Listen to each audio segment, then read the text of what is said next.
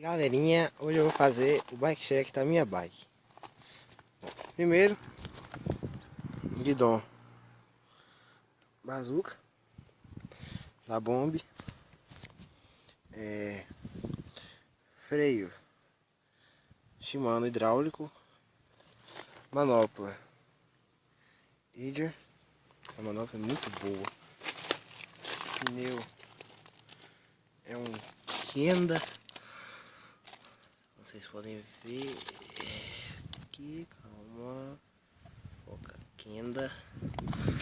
Disco de trás é um dos MTB mesmo, simples. Quadro é um Calf Extreme Bull Evolution, é um quadro 27.5. Pedal Velgo,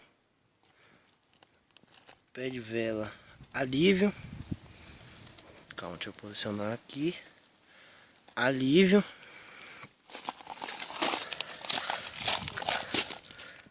Cassete 9 velocidades.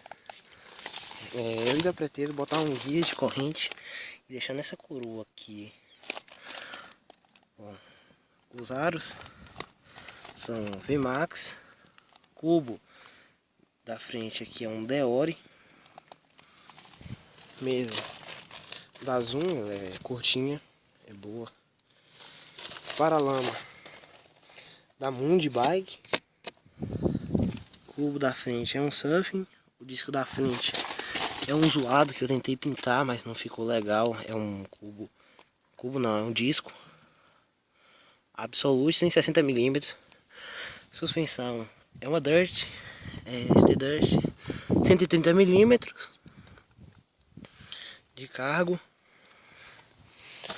E passadores Acera 3 velocidades na frente e 9 atrás, como eu já tinha dito. Selim Befit, qualquer um mesmo, vagabundo.